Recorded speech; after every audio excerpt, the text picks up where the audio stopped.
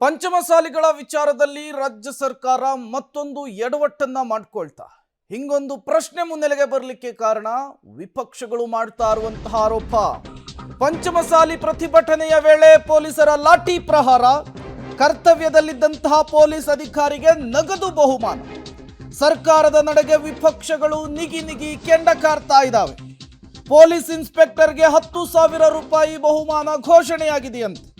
Tweet ಮಾಡಿ ಶಾಸಕ ಬಸನಗೌಡ ಪಾಟೀಲ್ ಯತ್ನಾಳ್ ಆಕ್ರೋಶವನ್ನು ಹೊರಹಾಕಿದ್ದಾರೆ. ಲಾಠಿ ಬೀಸಿದ ಲಿಂಗಾಯತ ವಿರೋಧಿ ಸರ್ಕಾರ ಅಂತೇಳಿ ಕಿಡಿಕಾರಿದ್ದಾರೆ.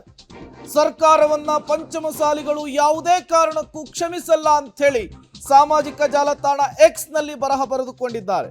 ಮತ್ತೊಂದು ಕಡೆ ಜೆಡಿಎಸ್ ನಿಂದಲೂ ಕೂಡ ಸರ್ಕಾರದ ನಡೆಗೆ ತೀವ್ರ ಖಂಡನೆ ವ್ಯಕ್ತವಾಗ್ತಾ ಇದೆ.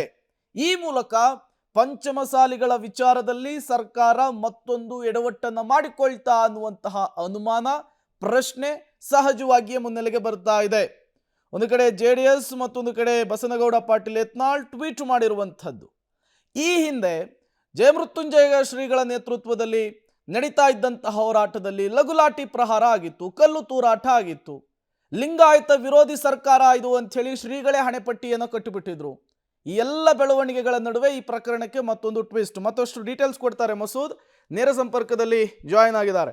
ಮಸೂದ್, ಸರ್ಕಾರದ ನಡೆ, ಲಾಠಿ ಬೀಸಿದಂತಹ ಪೊಲೀಸರಿಗೆ 10,000 ರೂಪಾಯಿ ಬಹುಮಾನ ಘೋಷಣೆ ಮಾಡಿದ್ದಾರೆ ಅಂಥೇಳಿ ವಿಪಕ್ಷಗಳಿಗೆ ಆರೋಪವನ್ನು ಮಾಡ್ತಾ ಇರುವಂಥದ್ದು.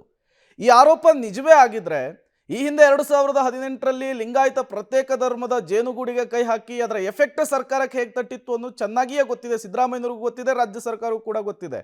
ಆದರೂ ಕೂಡ ಪಂಚಮಸಾಲಿಗಳ ನಿಟ್ಟಿನಲ್ಲಿ ಪದೇ ಪದೇ ಈ ರೀತಿಯ ಎಡವಟ್ಟುಗಳು ಯಾಕೆ ಆಗ್ತಾ ಇದೆ ಅಂತ ಹೇಳಿ ಮಸೂದ್? ಪ್ರೇಮ್, ಈಗಾಗಲೇ ಪಂಚಮಸಾಲಿ ಸಮುದಾಯದ ಹೋರಾಟಗಾರರು ಏನು ಮೊನ್ನೆ ಡಿಸೆಂಬರ್ 11ನೇ ತಾರೀಕು ಹೋರಾಟ ಮಾಡ್ತಾ ಇದ್ರು ಸುವರ್ಣಸೌಧದ ಮುಂಭಾಗದಲ್ಲಿ. ಆ ಸಂದರ್ಭದಲ್ಲಿ ಲಾಠಿ ಚಾರ್ಜ್ ಮಾಡಿ ಒಂದು ರೀತಿಯಲ್ಲಿ ಪಂಚಮಸಾಲಿ ಸಮುದಾಯದ ವಿರೋಧಕ್ಕೆ, ಆಕ್ರೋಶಕ್ಕೆ ಕೂಡ ಸರ್ಕಾರ ಕಾರಣ ಆಗಿದೆ.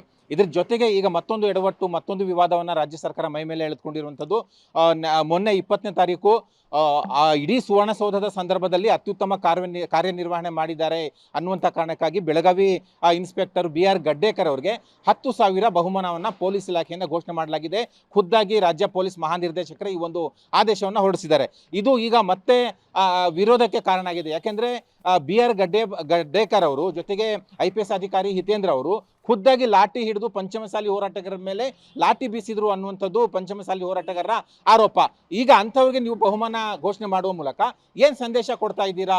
ನೀವು ಒಂದು ರೀತಿಯಲ್ಲಿ ನಿರ್ಲಜ್ಜ ಸರ್ಕಾರ, ಪಂಚಮಸಾಲಿ ಲಿಂಗಾಯತ ಸಮುದಾಯದ ವಿರೋಧಿ ಸರ್ಕಾರ ಅನ್ನುವಂಥ ಆಕ್ರೋಶ ಕೂಡ ವ್ಯಕ್ತಪಡಿಸ್ತಾ ಇದ್ದಾರೆ. ಈ ಸಂಬಂಧಪಟ್ಟಂತೆ ಈಗಾಗಲೇ JDSನವರು ಕೂಡ ಆಕ್ರೋಶ ವ್ಯಕ್ತಪಡಿಸ್ತಾ ಇದ್ದಾರೆ. ಖುದ್ದಾಗಿ ಪಂಚಮಸಾಲಿ ಸಮುದಾಯದ ಹಿರಿಯ ನಾಯಕರಾಗಿರುವಂತಹ ಯತ್ನಾಳ್ ಅವರು ಕೂಡ ಟ್ವೀಟ್ ಮಾಡುವ ಮೂಲಕ ಇದನ್ನ ಆಕ್ರೋಶವನ್ನು ವ್ಯಕ್ತಪಡಿಸ್ತಾ ಇದ್ದಾರೆ. ಖುದ್ದಾಗಿ ಲಾಠಿ ಹಿಡಿದೇ ಅವರು ಪಂಚಮಸಾಲಿ ಹೋರಾಟಗಾರರ ಮೇಲೆ ಲಾಠಿ ಬೀಸಿದ್ದಾರೆ. ಅಂಥವ್ರಿಗೆ ಯಾಕೆ ಬಹುಮಾನ? ನೀವು ಹುಬ್ಬಳ್ಳಿ ಗಲಭೆ ಕೇಸ್ನ ವಾಪಸ್ ತೆಗೆದುಕೊಳ್ತೀರಾ? ಇಲ್ಲಿ ಬೆಂಗಳೂರಿನಲ್ಲಿ ಆದಂತಹ ಗಲಭೆ ಕೇಸ್ ವಾಪಸ್ ತೆಗೆದುಕೊಳ್ತೀರಾ? ಆದರೆ ಪಂಚಮಸಾಲಿ ಸಮುದಾಯಗಳ ಮೇಲೆ, ಹೋರಾಟಗಾರರ ಮೇಲೆ ಹಾಕಿರುವಂಥ ಕೇಸ್ ವಾಪಸ್ ತೆಗೆದುಕೊಂಡಿಲ್ಲ. ಅದ್ರ ಬದಲಾಗಿ ಯಾರು ಲಾಠಿ ಬೀಸಿದರೆ ಅವ್ರಿಗೆ ಬಹುಮಾನ ಕೊಡ್ತಾ ಇದ್ದೀರಾ ಅಂದರೆ ಏನು ಸಂದೇಶ ಇದು ಅನ್ನುವಂಥ ಆಕ್ರೋಶವನ್ನು ವ್ಯಕ್ತಪಡಿಸಿದ್ದಾರೆ.